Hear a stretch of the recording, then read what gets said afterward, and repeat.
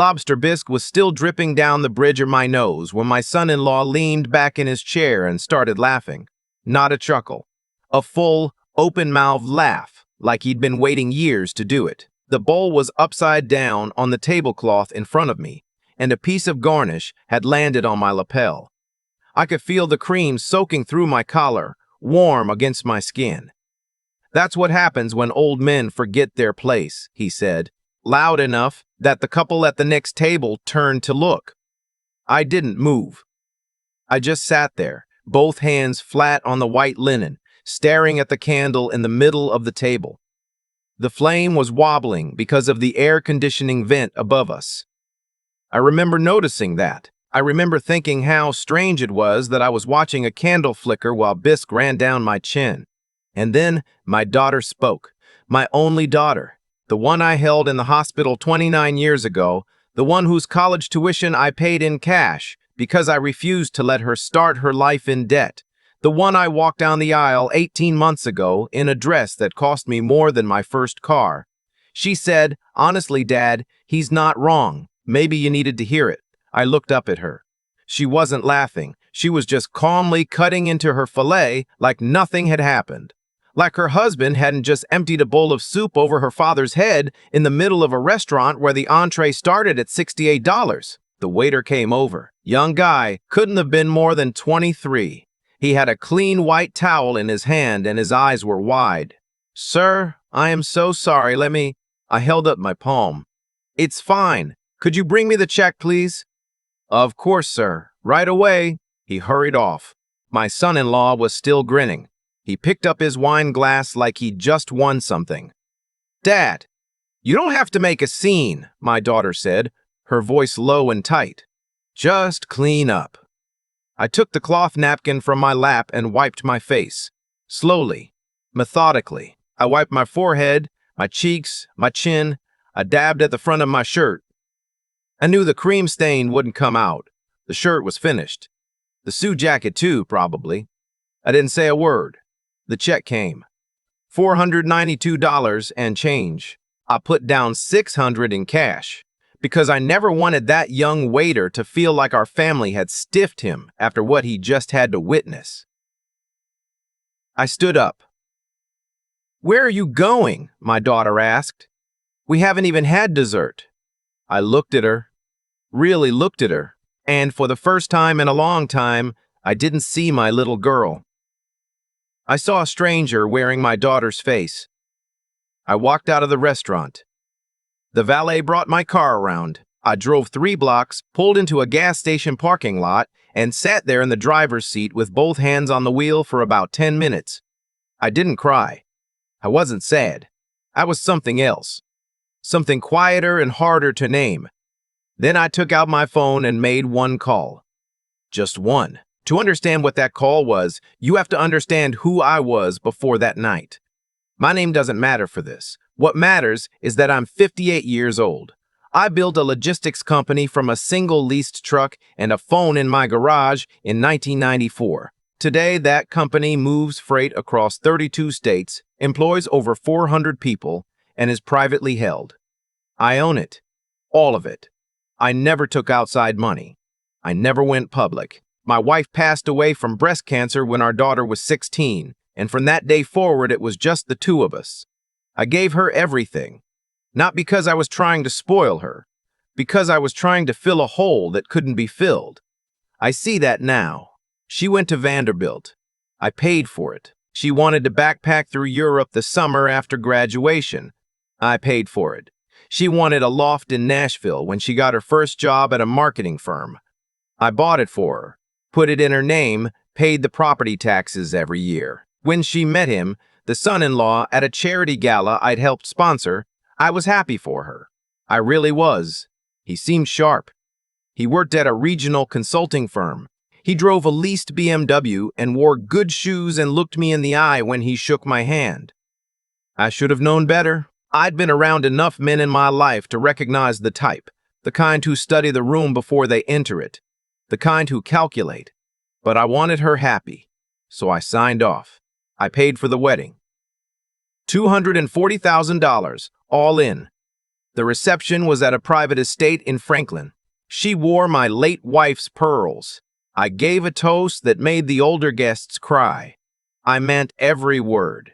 6 months after the honeymoon, the requests started. It was little things first. Could I help with the down payment on a bigger house? They'd outgrown the loft. Of course I helped. $600,000 in equity, transferred through my attorney. Then it was the new car. Her old Audi was 4 years old and embarrassing. I bought her a new one. Then it was the country club membership. Then a vacation to Tuscany. Then he started asking through her if I could consult with him on starting his own consulting firm, by which he meant, could I provide the seed capital? I gave him $300,000 to start the firm. I made it a loan on paper at 0 interest. He spent most of it on office space he didn't need, custom furniture, and a marketing campaign that produced almost no clients. I started noticing how he looked at me at family dinners. There was always something underneath the smile, a flicker of impatience, like he was waiting for me to finish saying whatever I was saying so he could get back to what he wanted. And my daughter began to change. Subtly at first, she stopped calling on Sunday afternoons the way she used to. When I'd see her, she'd be checking her phone the whole time. She stopped asking how I was. The conversations became one-directional. She talked about herself, about the renovations, about which couple they were having dinner with that weekend. She stopped asking about the business. She stopped asking if I was eating well, if I was lonely, if I'd seen her mother's grave lately. Last Christmas, I drove 40 minutes to bring them a Christmas tree from a farm I'd been going to for 30 years. I rang the doorbell. She opened it, glanced at the tree, and said, "Dad, we already have one. We had it delivered. Sorry." I drove the tree back home. I didn't put it up. I let it dry out on my back porch. That was 9 months before the Bisque incident. The dinner that night was supposed to be a celebration, their wedding anniversary. I was the one who'd suggested the restaurant, and I'd insisted on paying. I'd been hoping, stupidly, that maybe a night out, just the three of us, would remind her of who we used to be. He'd been drinking before I even arrived. I could smell the bourbon on him. She was wearing a new diamond bracelet I hadn't seen before. They were halfway through a bottle of Cabernet when I sat down. I made small talk. I asked about his business. He waved me off. I asked her about her job. She rolled her eyes and said, "I quit, Dad. I told you in May. Are you even listening when I talk?" She had not told me in May. She had not told me at all. I didn't argue. Then he started in, casual at first. A comment about my watch being outdated. A joke about how I should probably retire soon and let the next generation actually live. My daughter laughed at every line. I should have stood up and left right then. I see that now. But I kept thinking, she's my baby. There's still a chance. I just have to be patient. Then he asked, loud enough that nearby tables glanced over, "So, Dad, when are you actually going to die? Because honestly, we have plans and you're holding up the show." I set down my fork, carefully. The room got smaller. I looked at my daughter and waited for her to say something, to apologize, to kick him under the table. Anything. She giggled. She actually giggled, and she said, "Babe, don't be mean." But she was smiling. She thought it was funny. That's when he reached across the table and grabbed my bowl of Bisque. In the parking lot, in my car, I called the only person I trust completely. Her name is Marlene. She's been my chief operating officer for 19 years. She's 71 years old and the smartest person I've ever met. She picks up on the second ring, even at 10:30 at night. "Tell me," she said. No greeting. She knows when I call after business hours, it's not small talk. I told her what happened. I told her everything. The dinner, the soup, the laughter, my daughter's face. I told her about the diamond bracelet I'd never seen. I told her I was done. She was quiet for a long moment. Then she said, "Are you sure? Once we start, we don't stop." "I'm sure." "Okay. Tomorrow morning, 8 a.m. conference room. I'll have everyone there." "Thank you, Marlene."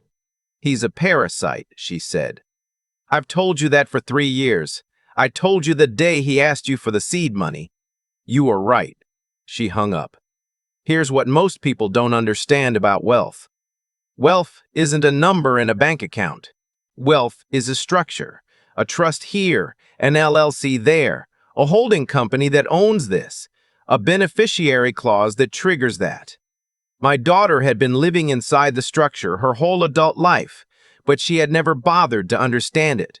She thought she had money. What she actually had was access. Access I controlled. The loft in Nashville, owned by a single-member LLC. Sole member, me. The Franklin house. Down payment provided by me. Mortgage co-signed by me. Deed listed jointly. But the mortgage payment came every month from a checking account I'd set up and funded with quarterly deposits. They didn't pay the mortgage. They thought they did, because the autopay came from their account. They didn't know the account was funded by me. Her car, lease in my company's name, tax write-off, the country club membership, corporate account, the vacations, the credit cards she used, the new furniture, the landscaper, the housekeeper, the personal trainer he saw twice a week. All of it, in one way or another, flowed from systems I had built and funded. Most of it she had never even looked at. She just swiped. And then there was the trust, the one her mother and I had set up when she was 8 years old, with a planned distribution at age 30, contingent on certain character provisions. My wife had insisted on the character clauses. I remember her writing them out by hand at our kitchen table in 1997. I don't want her getting this money if she becomes someone we wouldn't recognize, she'd said. $2.1 million sitting in that trust, scheduled to vest in 14 months on her 30th birthday. The character clauses gave the trustee, which was me, sole discretion to delay or revoke distribution if the beneficiary demonstrated, and I quote my wife's handwriting, conduct unbecoming the values of this family, including but not limited to public disrespect, exploitation of family relationships, or sustained ingratitude. I drove home and slept 4 hours. At 8 a.m., I was in the conference room with Marlene, my attorney, my CFO, and the head of HR. By 10 a.m., the following had happened. The Franklin House mortgage autopay was canceled. Payment would default in 11 days. The Nashville loft was being prepared for sale. My daughter had 30 days to vacate. The car lease was canceled. The vehicle was scheduled for pickup that week. The country club membership was terminated. All credit cards she carried that were tied to my corporate accounts, 6 of them, were canceled. The seed capital loan to her husband was being called. It had a 30-day repayment clause that I had never enforced. Now I was enforcing it. He had 30 days to return $300,000 or face personal liability and a lien on his business assets. And the trust. I executed the character clause delay, formally and on paper, with my attorney as witness. Distribution was suspended indefinitely, pending review. There was one more call, the one I've been thinking about all night. My son-in-law's consulting firm had exactly one major client, a regional manufacturer that did about $40 million in revenue. That manufacturer was a vendor of mine, had been for 11 years. I was, in fact, their second largest customer. I called the CEO. We'd had dinner 6 or 7 times over the years. He picked up immediately. I told him, factually and without emotion, what had happened the night before. I sent him a photograph of the stain on my collar, which I had taken in my car for exactly this purpose. He was silent for about 10 seconds. Then he said, "He's done here. I'll have legal terminate the contract today." "I appreciate that," I said. "He told me last month at the holiday party that he was going to inherit your company someday. He was bragging about it, to me, the CEO of his only client. I should have called you then. You're calling me now. That's what counts." I hung up. I went home. I made coffee. I sat on the back porch and watched a cardinal land on the railing. It took her 4 days to call me. Not 11, 4. Because that's how long it took for the first credit card to get declined. She was at a salon in Brentwood getting a color treatment. The chip reader said no. She called the bank. The bank told her the account had been closed by the account holder. She called the second card. Same thing. She called me. Dad, what is going on? My cards aren't working. I let her talk. I didn't interrupt. She went through it all. The cards, then she'd noticed an email about the lease termination on the car. Then the country club had called about her removal. When she finally stopped, I said, I closed everything.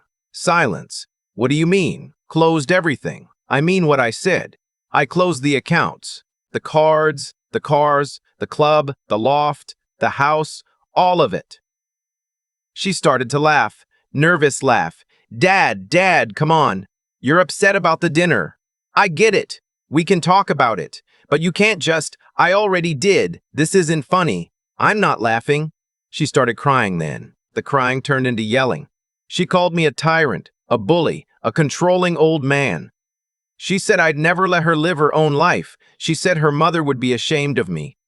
I waited until she was done. Then I said, your mother wrote the trust language herself. She wrote it because she was afraid of who you might become if you weren't ever told no. She was right to be afraid. She hung up on me. The husband called 20 minutes later. He was a different animal on the phone. Cold. Controlled. He thought he had leverage. You can't call that loan. There's no documentation. There's documentation. My attorney has the signed note. You signed it in his office. You initialed every page. I'll countersue. Emotional distress. Defamation. You poured soup on my head in a public restaurant in front of 50 witnesses. The restaurant has cameras. I've already requested the footage to counsel. He was quiet. Also, I said, your client called me this morning.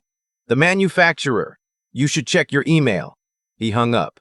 The trust language was the part that broke her in the end. Not the house. Not the car. The 2.1 million she'd been counting down to for years. She had told friends about it. She had borrowed against the expectation of it, informally from him. She had built a future around it. She came to my office 2 weeks after that phone call. Unannounced. My assistant let her through because what was she going to do? Turn my own daughter away. She walked in and sat down across from me. She looked thinner, tired. She had not slept. Dad, she said, please. I'll do anything. We can't keep the house.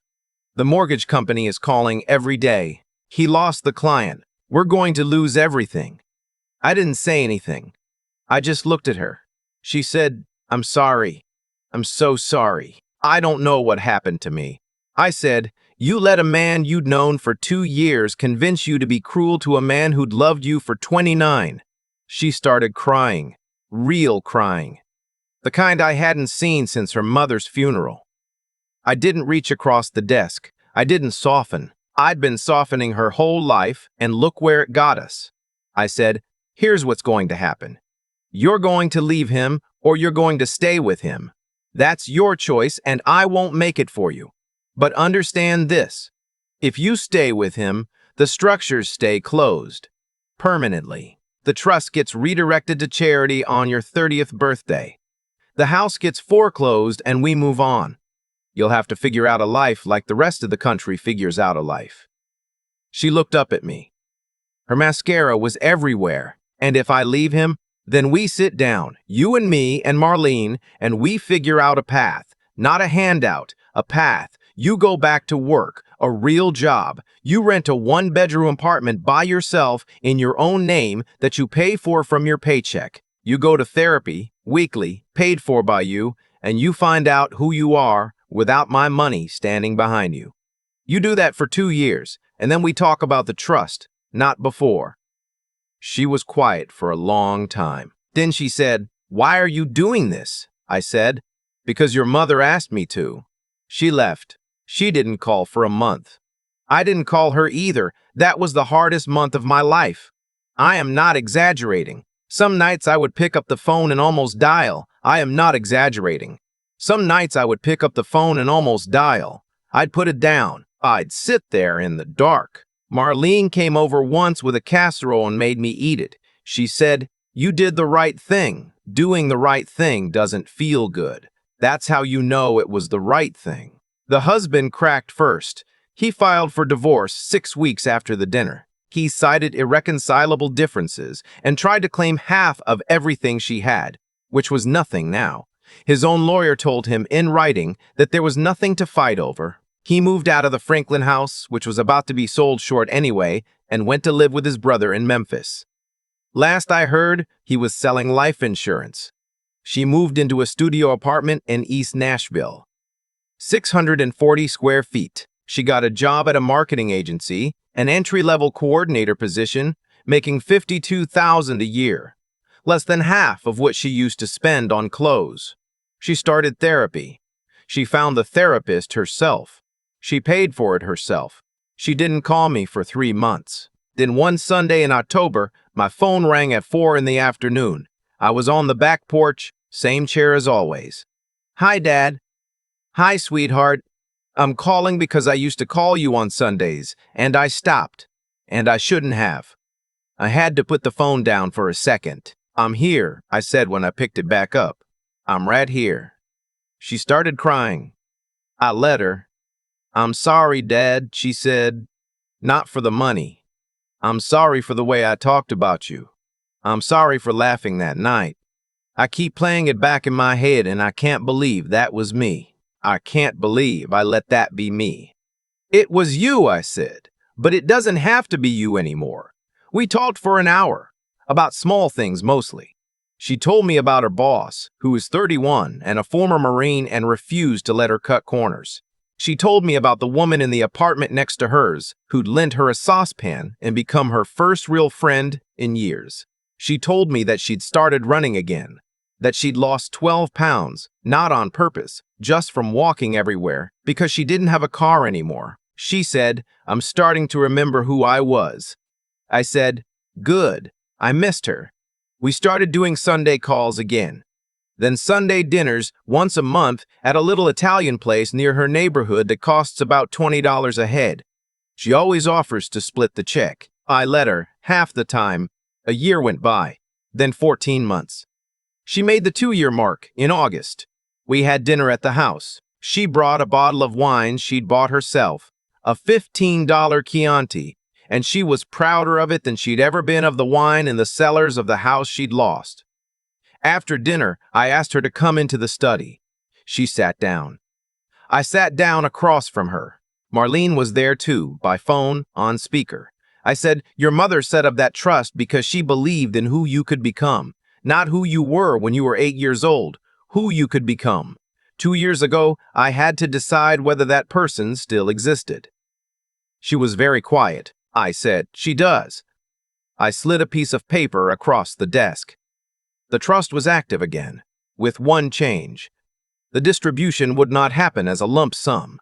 It would happen in 5 annual installments, with the first one coming the following week.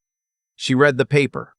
She did not cry. She nodded slowly. She said, "Thank you. But Dad, can I ask you something? Anything. Can we keep the second installment in the trust? I don't need it yet. I want to earn the rest of my life. I just needed to know you trusted me again." I looked at her for a long time. I looked at the woman she had become, sitting in the same chair she used to sit in as a teenager doing her homework. I thought about her mother. I thought about the candle on the table that night 2 years ago, wobbling in the air conditioning. I thought about the soup. I said, "We can do whatever you want, sweetheart. It's your trust." She came around the desk and hugged me, tight, like she used to when she was small. I'm 58 years old. I run a company. I built it from nothing. I've negotiated with banks and unions and government agencies and once, briefly, with the federal government. None of that was harder than that night in the restaurant. None of that was harder than the 4 days I spent waiting for her to call. None of that was harder than the month after I told her no. People ask me sometimes if I regret it. The mortgage, the cards, the phone call to the client, going that far. I tell them the truth. I didn't do it to hurt her. I did it because love that never says no is not love. It's just a transaction with a smile on it.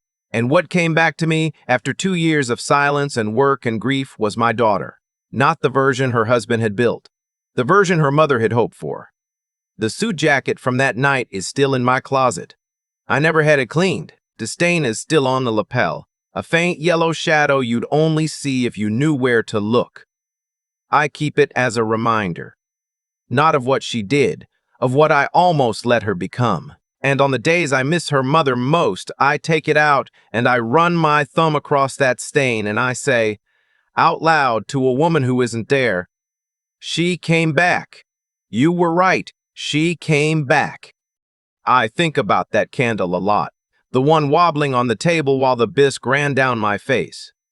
I think about how still I was, and how loud my daughter's laughter was, and how the whole shape of a family can change in the space of 1 second if you let it. Here is what I learned, sitting on my back porch in the months after that night. Every action sends a signal. For nearly 30 years, I had been sending my daughter the same signal, over and over. The signal was, there are no real consequences. I will catch you. I will fund you. I will smooth it down. I told myself I was being a loving father. What I was actually doing was teaching her that other people exist to be used, and when a man like the one she married showed up and saw what she had been trained to expect, he saw an opening. He didn't corrupt her. I had already done the work for him. That is the part that kept me up at night, not what he did.